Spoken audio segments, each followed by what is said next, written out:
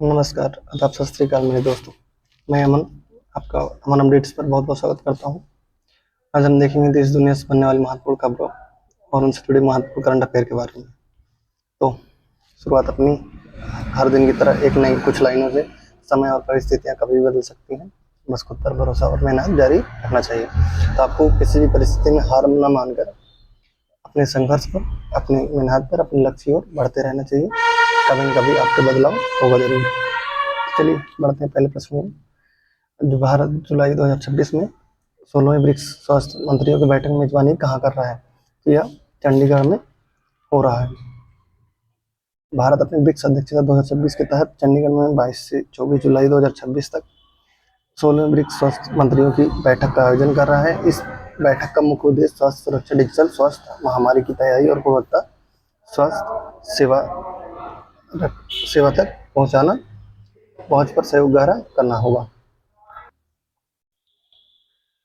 और हम देखते हैं ब्रिक्स का अगर इतिहास देख के बारे में बात करते हैं। मूल रूप से ब्रिक था, जिसके अक्षरों को अर्थ इसके संस्थापक देशों से था। जहाँ बी से मतलब था ब्राजील, आर से रसिया, आई से इंडिया, सी से चाइना और एस दक्षिण अफ्रीका, जो साउथ अफ्रीका जो है 2010 में जुड़ा, जिसके बाद ये ब्रिक्स बना। संक्षिप्त इतिहास की बात करें तो ब्रिक्स शब्द को सबसे पहले 2001 में ब्रिटिश अर्थशास्त्री जिम ओनील यानी गोल्डमैन सैक्स के तत्कालीन अध्यक्ष जो थे द्वारा गढ़ा गया था। उन्होंने अनुमान लगाया था कि ये चार अर्थव्यवस्थाएं भविष्य में वैश्विक अर्थव्यवस्था पर हावी होंगी।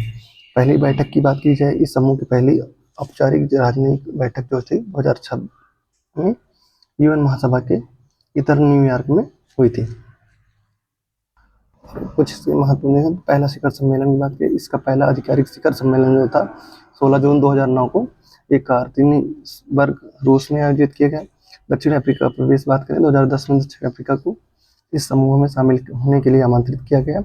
और 2011 के सान्या यानी चीन में शिखर सम्मेलन में इसने पहली बार भाग लिया। न्यू डेवलपमेंट बैंक की बात करें, वर्ष 2014 के फोर्टालेजा यानी ब्राजील में शिखर सम्मेलन के दौरान ब्रिक्स देशों ने अपने स्वयं के न्यू डेवलपमेंट बैंक की स्थापना की, और जिसका मुख्यालय शंघाई चीन बनाया गया। ब्रिक्स के इतिहास 2024 से 26 की देखें तो ब्रिक्स अब केवल 5 देशों का समूह नहीं, इसमें बड़े पैमाने पर विस्तार हो गया है। इसमें कुछ और जो देश हैं जिन्होंने जो शामिल हुए हैं उनकी बात करें तो 2024 का विस्तार देखें तो मिस्र, इथोपिया, ईरान और संयुक्त अरब अमीरात आधिकारिक तौर पर पूर्ण सदस्य बने। 2025 की बात करें तो इंडोनेशिया आधिकारिक तौर पर ब्रिक्स का पूर्ण सदस्य बन गया। 2026 की स्थिति की बात करें, वर्तमान में ब्रिक्स में 11 पूर्ण सदस्य देश हैं। इसके अलावा 10 देशों को पार्टनर देश का दर्जा प्राप्त हुआ है, जैसे मलेशिया, थाईलैंड, वियतनाम और नाइजीरिया। और महत्वपूर्ण करंट अफेयर की बात करें ब्रिक्स के, तो 1 जनवरी 2026 से भारत ने आधिकारिक तौर पर ब्रिक्स की अध्यक्षता संभाल ली है। भारत चौथी बार यानी 2012, 16 और 21 के बाद इसका 2026 में समूह का अध्यक्ष बना है। और 2026 की थीम की बात करें तो भारत की अध्यक्षता में इस वर्ष theme building for resilience, innovation, corporation and sustainable रखी गई है। लोगों की बात करें, भारत द्वारा जारी लोगों में कमल के साथ केंद्र में नमस्ते की मुद्रा को दर्शाया गया है, जो वैश्विक सहयोग और अतिथि का प्रतीक माना जाता है। और 18वां ब्रिक्स शिखर सम्मेलन 2026 की बात करें, तारीख का आयोजन भारत में 12 से 13 सितंबर 2026 को नई दिल्ली में मुख्य 18वें ब्रिक्स राष्ट्र अध्यक्षों के शिखर सम्मेलन की मेजबानी करने जा रहा है। विशेष आमंत्रण की बात करें तो भारत ने इस शिखर सम्मेलन में बांग्लादेश के प्रधानमंत्री तारिक रहमान को विशेष अतिथि के रूप में आमंत्रित किया है। और ताज़ा अपडेट की बात करें, भारत की मेजबानी में चंडीगढ़ 16 ब्रिक्स स्वास्थ्य मंत्रियों की बैठक सफलतापूर्वक संपन्न किया है। इस बैठक में सर्वसम्मति से चंडीगढ़ घोषणा पत्र को अपनाया गया है। इसके तहत मानसिक स्वास्थ्य के लिए भारत के राष्ट्रीय संस्थान के समन्वय में BRICS centre of excellence on mental wellness की स्थापना को मंजूरी मिली है। वित्तीय और तकनीकी मोर्चे पर बड़े कदम देखें तो ब्रिक्स पे 2026 डॉलर पर निर्भरता कम करने के लिए ब्रिक्स देशों ने स्वतंत्र भुगतान प्रणाली ब्रिक्स पे को पूरी तरह लागू करने की घोषणा की है, जो भारत की यूपीआई, ब्राजील के पिक्स और चीन के चिप्स को आपस में जोड़ेगी। भारत के रिजर्व बैंक यानी आरबीआई की इस तकनीकी समन्वय को नेतृत्व कर रहा है। और द यूनिट की बात करें, ब्रिक्स देशों ने अंतर्राष्ट्रीय व्यापार समझौते के लिए एक नए डिजिटल टोकन द यूनिट का परीक्षण किया है, जो 40% सोने और 60% ब्रिक्स मुद्राओं पर आधारित होगा। तो आज की क्लास थोड़ी लंबी हो सकती है दोस्तों, पर ब्रिक्स के इतिहास को जानना बहुत जरूरी था, क्योंकि ये उभरती हुई ऐसी संस्था है जो बड़ी बड़ी हस्तियों को, बड़ी बड़ी जो विकासशील देश हैं उनको चैलेंज करने वाला है। तो बढ़ते हैं अपने दूसरे प्रश्न की ओर। किस राज्य की किलई गांव हाल ही में राज्य का पहला जलवायु अनुकूल गांव क्लाइमेट रेजिलियंट विलेज घोषित किया गया है? जो तमिलनाडु है, इसके इसी गांव के जो किलई गांव है इसको घोषित किया है। तमिलनाडु के कुड्डूलोर जिले में स्थित किलई, जो प्रसिद्ध पिछावरम मैंग्रोव वन के करीब है, तमिलनाडु का पहला जलवायु अनुकूल गांव बन गया है। यह समुदाय आधारित विकास के माध्यम से जलवायु परिवर्तन अनुकूलन की कई उपाय किए गए हैं।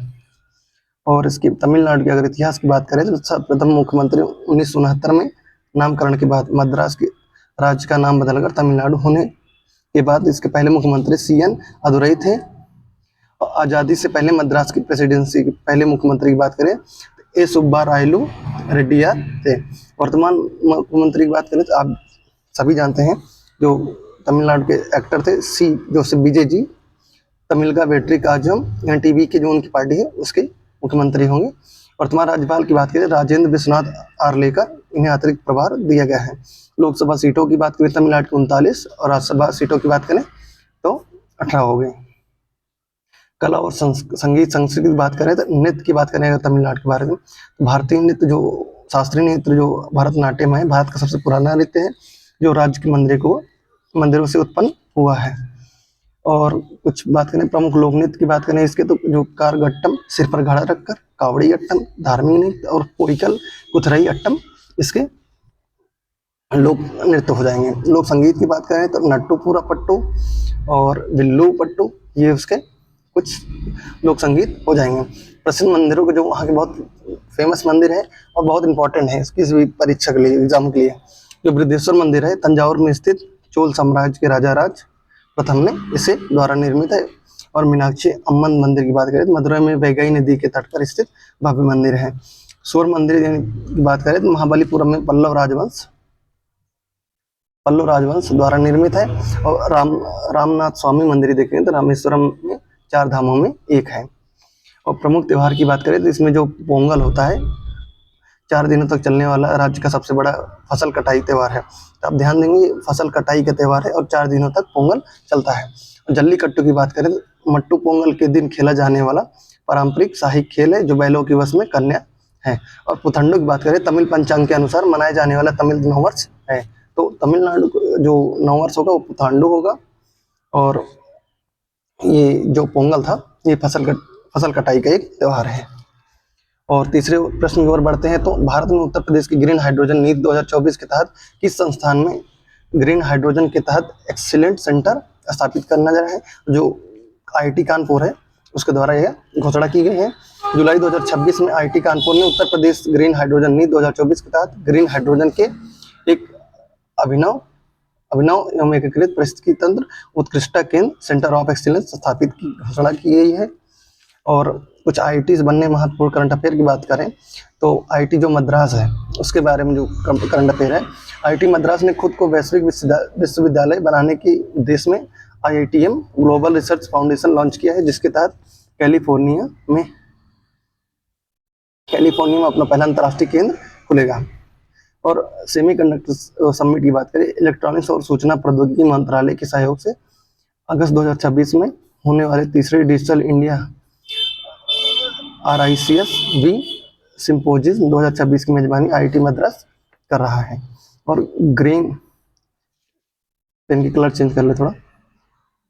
ग्रीन ट्रांसपोर्ट कॉरिडोर की बात करें, देश में भारी वाहनों के प्रदूषण को कम करने के लिए प्रमुख राजमार्गों की पहचान करने वाली zero emission tracking report IIT Madras के उत्कृष्ट केंद्र के सहयोग से विकसित की गई है। IIT बॉम्बे की बात करें तो जो ड्रोन टेक्नोलॉजी मिशन है, केंद्र सरकार ने देश में ड्रोन विकास और स्वदेशी नवाचार में बढ़ावा देने के लिए चलाई जा रही Pushpak national mission on drone technology की कमान आधिकारिक तौर पर IIT बॉम्बे को संबोधित की गई है। और डीप टेक इनोवेशन की बात करें तो उच्च शिक्षा संस्थानों में तैयार हो रही गहरे तकनीकी आविष्कारों को वैश्विक मंच प्रदान करने के लिए आईटी बॉम्बे कैंपस में भारत इनोवेट्स 2026 की समीक्षा बैठक की गई है। और आईटी कानपुर से जुड़े कुछ महत्वपूर्ण देखें तो हरित हाइड्रोजन उत्कृष्टता, जस्ट हमने देखा है उत्तर प्रदेश की हरित हाइड्रोजन 2024 है। राज्य में स्वच्छ ऊर्जा उत्पादन मजबूती देने के लिए आईटी कानपुर में एक अत्याधुनिक एक्सीलेंट सेंटर की स्थापना की गई है। खाद्य मिलावट जांच की तकनीक की बात करें तो आईटी कानपुर के शोधकर्ताओं ने मसालों और अन्य खाद्य उत्पादों की मिलावट की तत्काल व सटीक पहचान करने के लिए एक आर्टिफिशियल इंटेलिजेंस आधारित सिस्टम विकसित किया है। आईटी दिल्ली से जुड़े कुछ महत्वपूर्ण करंट अफेयर की बात करें, सूर्य के बाहरी वातावरण इन कोरोना जो होता है में छिपी उथल पुथल और हलचल का पता लगाने के लिए आईटी दिल्ली ने आईआईटी कानपुर के साथ मिलकर एक नई उन्नत तकनीक विकसित की है। चौथे प्रश्न की ओर बढ़ते हैं तो हमारा चौथा प्रश्न होगा, बच्चों के लिए सोशल मीडिया पर पूर्ण प्रतिबंध लगाने वाला पहला यूरोपीय संघ यानी यू कौन सा बना है? तो जो फ्रांस देश है इसने बैन लगा दिया है सोशल मीडिया पर जो बच्चों द्वारा।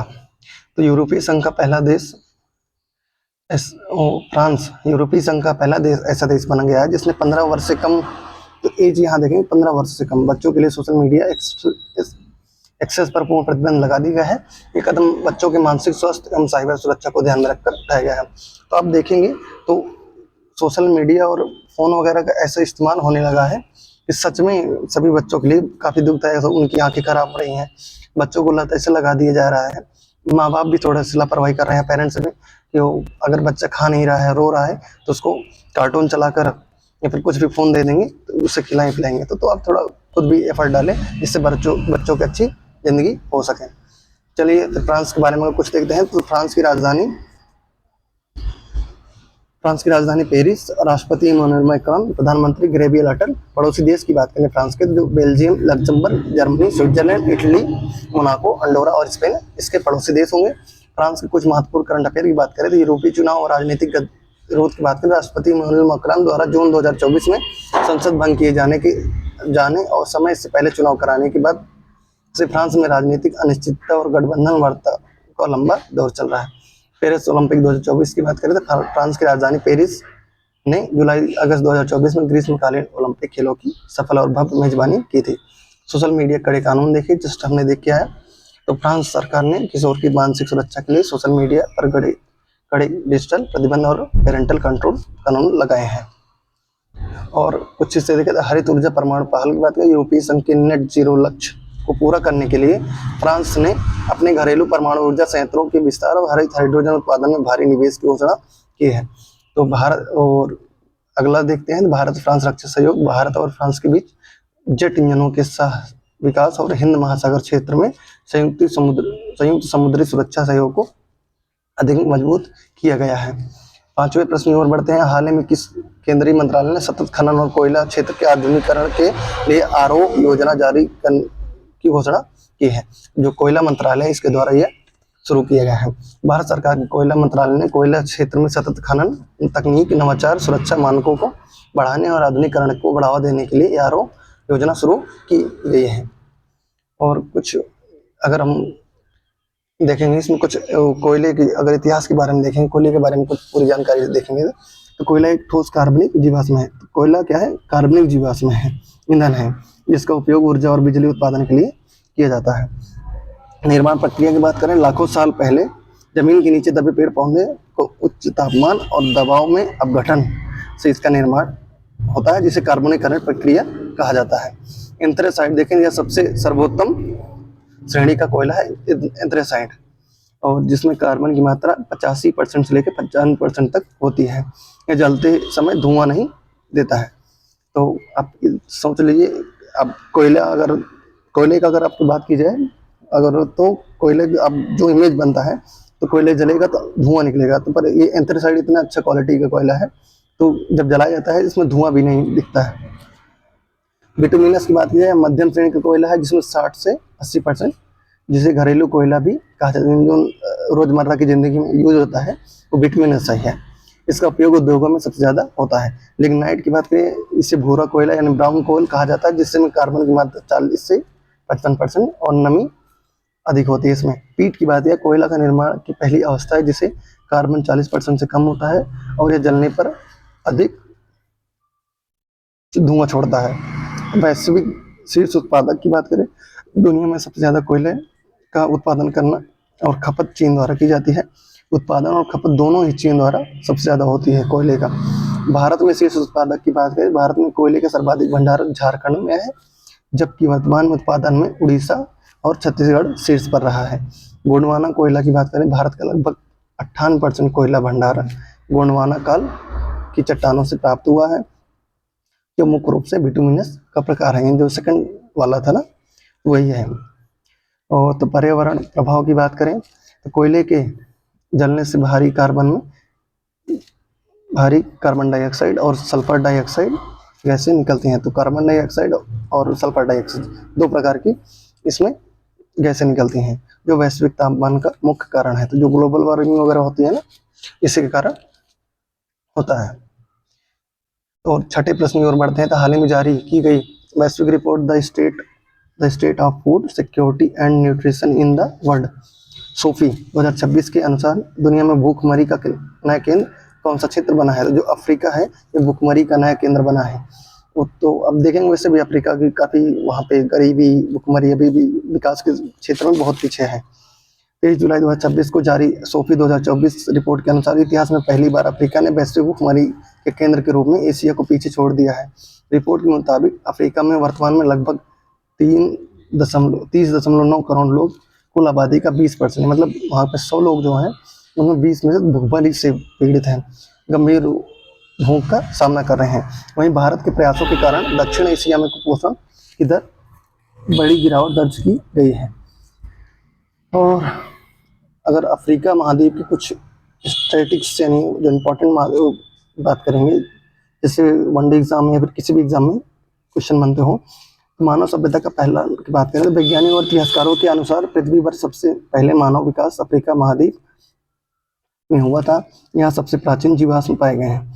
अंध महाद्वीप की बात करें, 19वीं शताब्दी तक इस महाद्वीप के आंतरिक भागों के बारे में दुनिया को बहुत कम जानकारी थी, जिसके कारण इसे डार्क कॉन्टिनेंट कहा जाता है। उपनिवेशीकरण का इतिहास देखें तो 1894 में बर्लिन कॉन्फ्रेंस के बाद यूरोपीय ताकतों जैसे ब्रिटेन, फ्रांस, बेल्जियम ने इस पूरे महाद्वीप को आपस में बांटकर गुलाम बना लिया था। 20वीं सदी के मध्य में यहाँ के देशों को आज़ादी मिलनी शुरू हुई।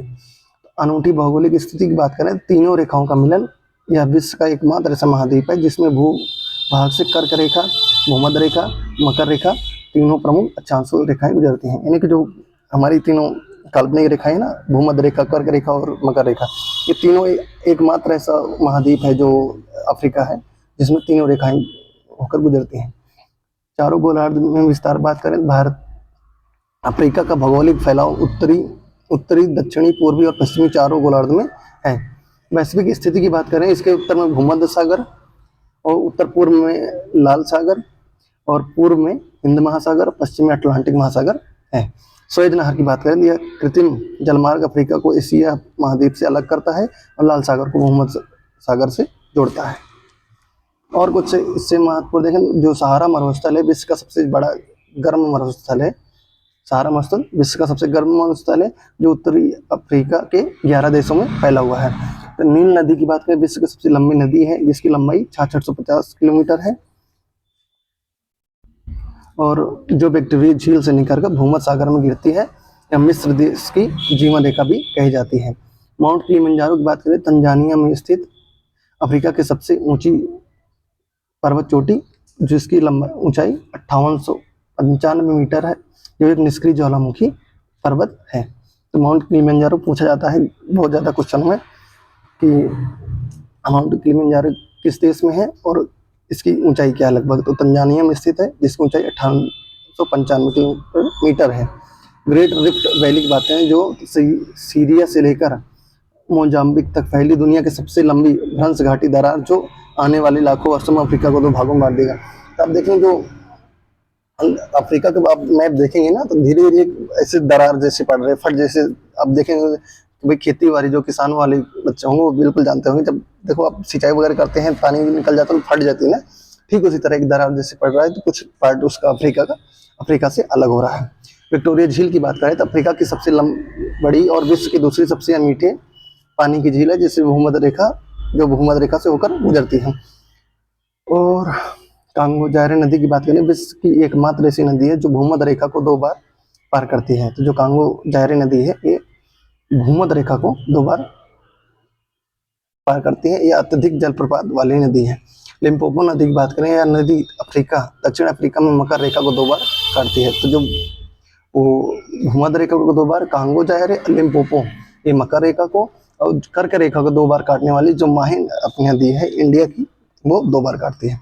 परीक्षा उपयोगी महत्वपूर्ण प्रश्नों की देखें तो हार्न ऑफ अफ्रीका है, पूर्वी अफ्रीका के नक्शे पर सिंह की तरह दिखने वाला क्षेत्र में 4 देश में शामिल है, जो सोमालिया, इथोपिया, जिबूती और इरिट्रिया 4 देश हैं। ये हॉर्न ऑफ अफ्रीका के नाम से जाने जाते हैं। किम्बरले खदान की बात करें, दक्षिण अफ्रीका में स्थित यह खदान दुनिया में हीरो के सबसे बड़े भंडार और खनन के लिए प्रसिद्ध है। कांगो बेसिन की बात करें तो अमेजन के बाद दुनिया का दूसरा सबसे बड़ा उष्णकटिबंधीय वर्षावनों क्षेत्र यहाँ पाया जाता है, जिसे अफ्रीका का फेफड़ा भी कहा जाता है। और विश्व का फेफड़ा जो अमेजन जंगल है उसे कहा जाता है, लेकिन अफ्रीका का फेफड़ा की बात करें तो जो कांगो बेसिन है इसको माना जाता है। विक्टोरिया जलप्रपात की बात करें, जाम्बेजी नदी पर स्थित विश्व प्रसिद्ध भव्य जलप्रपात, जिसे स्थानीय लोग धुआं जो गरजता है कहते हैं। और सवाना घास के मैदान की बात करें, अफ्रीका के मध्य भाग में पाए जाने वाले उष्णकटिबंधीय घास के मैदान है, जो अपनी विशाल वन्यजीव विविधता के लिए जाने जाते हैं। तो बढ़ते हैं अपने 7वें प्रश्न और। हाल ही में केंद्रीय महिला एवं बाल विकास मंत्रालय द्वारा चर्चा में रहा मिशन वात्सल पोर्टल मुख्य रूप से किनके कल्याण के लिए शुरू किया गया है? तो जो देख रेख और संरक्षण की आवश्यकता वाले बच्चों के लिए इसको शुरू किया गया है। और इसकी बात करें तो मिशन वात्सल पोर्टल को केंद्रीय महिला एवं विकास मंत्रालय द्वारा इसकी किस मंत्रालय द्वारा शुरू किया, ये जानना बहुत जरूरी है। महिला एवं बाल विकास मंत्रालय द्वारा इस विकसित किया है। यह एक केंद्र प्रायोजित योजना है जो कठिन परिस्थितियों में रहने वाले बच्चों को सुरक्षा और सहायता प्रदान करती है। और कुछ महत्वपूर्ण पोर्टल या फिर जो योजनाएं अभियान चालू किया है ना, उसके बारे में देखें तो अभी उसके बारे में और देख लेते हैं क्या है। इस पोर्टल में ट्रैक चाइल्ड और घर का फुल फॉर्म जो हो गया go home and re unit जैसे फीचर्स को जोड़ा गया है, ताकि लापता बच्चों को ढूंढकर उनके परिवारों से वापस मिलाया जा सके। तो जो महत्वपूर्ण कुछ अभियान योजनाएं हैं, बेटी बचाओ बेटी पढ़ाओ अभियान समाज में लड़कियों के लिए सोच बदलने और लिंग अनुपात के लिए है। सुकन्या समृद्धि योजना की बात करें, 10 वर्ष से कम उम्र की बेटी को सुरक्षित भविष्य, शिक्षा और विवाह के खर्च के लिए एक विशेष बचत खाता है। मिशन शक्ति महिलाओं की सुरक्षा के लिए संबल उप योजना है, उनके आर्थिक सशक्तिकरण के लिए है। प्रधानमंत्री मातृवंदना योजना के तो गर्भवती और स्तनपान कराने वाली महिलाओं को पोषण और स्वास्थ्य के लिए है और जिसमें 5,000 की नकद वित्तीय सहायता मिलती है। मिशन पोषण 2.0 की बात करें तो बच्चों, किशोरियों और माताओं में कुपोषण को दूर करने के लिए चलाया गया पोषण अभियान है। मिशन वत्सल जैसे हमने देखा ही संकट में पड़े बच्चों को सुरक्षा, पुनर्वास और बाल कल्याण सेवाओं को मजबूत करने वाला राष्ट्रव्यापी है। वन स्टॉप सेंटर की बात करें, किसी भी प्रकार की हिंसा या उत्पीड़न से पीड़ित महिलाओं को एक ही छत के नीचे चिकित्सा, कानूनी और पुलिस सहायता प्रदान करना है। और जो महिला हेल्पलाइन 181 है, संकट या आपातकालीन स्थिति में फंसी महिलाओं को 24 घंटे तत्काल सहायता मार्गदर्शन देने वाला टोल फ्री नंबर है। और कस्तूरबा गांधी बालिका विकास की बात करें, ग्रामीण और पिछड़े वर्गों को वंचित लड़कियों के लिए गुणवत्तापूर्ण आवासीय स्कूल और शिक्षा प्रदान करने की योजना है। 8वें प्रश्न की ओर बढ़ते हैं। तो हाल ही में किस देश ने दुनिया के में पहली पूरी तरह से यही संचालित वाणिज्यिक कार्गो जहाज का सफल परीक्षण किया है? जापान द्वारा यह सफल परीक्षण किया गया है। और जापान ने जुलाई 2026 में समुद्र में एक बड़ी उपलब्धि हासिल करते हुए दुनिया के पहले पूरी तरह से आर्टिफिशियल इंटेलिजेंस और स्वायत्त प्रणाली यानी ऑटोनोमस सिस्टम द्वारा संचालित वाणिज्यिक कार्गो जहाज का सफल परीक्षण पूरा किया है। इस जहाज ने बिना किसी मानवीय चालक दल के गहरे समुद्र में सैकड़ों मील की यात्रा तय की। यह तकनीक भविष्य में समुद्री व्यापार में इंसानी गलतियों को कम करने और ईंधन बचत करने के लिए में मदद करेगी। जापान से जुड़े कुछ महत्वपूर्ण तत्वों की बात करें, जापान में संवैधानिक राजशाही व्यवस्था है, जिसके कारण यहाँ पर राष्ट्रपति पद नहीं है। देश के संवैधानिक प्रमुख वहाँ के सम्राट जो नारुहितो जी हैं। जापान के वर्तमान प्रधानमंत्री साने ताकाइची जी हैं, जो अभी जस्ट कुछ दिन पहले आई थी ना, तो कुछ मारुति या फिर किसी कंपनी के लिए इन्होंने एक स्टार्टअप भी चंडीगढ़ में शुरू किया था और इनका दौरा था अभी कुछ दिन पहले। जो जापान के इतिहास में इस पद पर पहुंचने वाली प्रथम महिला प्रधानमंत्री, तो पहली महिला प्रधानमंत्री इसलिए महत्वपूर्ण बन जाती हैं साने ताकाइची जी। और इससे जुड़े कुछ महत्वपूर्ण करंट अफेयर की बात करें, ऐतिहासिक नेतृत्व साने ताकाइची फरवरी 2026 में आए आम चुनाव में भारी बहुमत जीतकर जापान की पहली निर्वाचित महिला प्रधानमंत्री बनी। भारत जापान शिखर सम्मेलन 2026 जुलाई 2026 में भारत जापान के बीच नई दिल्ली में 16वां वार्षिक शिखर सम्मेलन आयोजित है, जिसमें दोनों देशों ने आर्थिक सुरक्षा रक्षा सहयोग बढ़ाते हुए सहमति जताई और 5 लाख करोड़ निवेश। इस वर्ष के शिखर सम्मेलन में जापान ने भारत के रणनीतिक क्षेत्र विशेष रूप से पूर्वोत्तर राज्यों के बुनियादी ढांचे में लगभग 5 लाख करोड़ के निवेश की प्रतिबद्धता जताई है। पहला संयुक्त रक्षा विकास प्रोजेक्ट की बात करें, भारत और जापान ने मिलकर नौसैनिक जहाजों के लिए यूनिकॉर्न जो नेवल रेडियो एंटेना प्रोजेक्ट है तकनीक को सह विकसित करने के ऐतिहासिक रक्षा समझौते पर अंतिम मुहर लगाई है। बायोगैस पहल की बात करें, जापान भारत में हरित ऊर्जा को बढ़ावा देने के लिए देश भर में 1000 बायोगैस और जैविक उर्वरक संयंत्र स्थापित करने में सहयोग कर रहा है। चीन के साथ कूटनीतिक तनाव की बात करें, जुलाई 2026 में चीन नौसेना द्वारा जापान के विशेष आर्थिक क्षेत्र के भीतर लाइव फायर सैन्य अभ्यास करने पर जापान ने चीन के समक्ष कड़ा राजनयिक विरोध दर्ज कराया। जापान की संसद का नाम जापान की राष्ट्रीय संसद को डाइट कहा जाता है और यहाँ की मुद्रा येन है। इसकी जो संसद है उसको डाइट और जो मुद्रा है उसको येन कहा जाता है। 9वें प्रश्न की ओर बढ़ते हैं। जुलाई 2026 में आयोजित हुए 52वें G7 शिखर सम्मेलन की मेजबानी किस देश ने की है? तो जो कनाडा है इसकी मेजबानी की है G7 में। और तो बात करें वर्ष 2026 में 52वें 52 नंबर का जो सम्मेलन हुआ था G7 का, कनाडा ने इसकी मेजबानी की है। इस शिखर सम्मेलन में दुनिया के 7 सबसे बड़ी विकसित अर्थव्यवस्था जैसे America, UK, Canada, France, Germany, Italy और जापान। अब इसमें देखिएगा इंडिया शामिल नहीं है, पर इंडिया को आमंत्रित किया है। प्रधानमंत्री मोदी जी गए थे ना, क्योंकि जो फ्रांस के राष्ट्रपति थे ना वो प्रधानमंत्री क्या नाम है, मार्कानी जी, नहीं उनका जस्ट अभी नाम नहीं याद रहा है, फ्रांस के राष्ट्रपति, उनको लगभग G7 के सभी सदस्य मिलकर उनको बुलाते हैं, आमंत्रण किए हैं। पिछली बार भी गए थे, इस बार भी गए हैं। G7 का सदस्य भारत नहीं है। इस बैठक का मुख्य एजेंडा वैश्विक आर्थिक स्थिरता, जलवायु परिवर्तन की चुनौतियों और सुरक्षित आर्टिफिशियल इंटेलिजेंस के नियमों को तय करना है। और कनाडा की बात करें तो इसे उत्तरी अमेरिका में स्थित दुनिया का दूसरा सबसे बड़ा देश माना जाता है, जिससे जुड़े सभी महत्वपूर्ण राजनीतिक तत्व हम नीचे देखेंगे।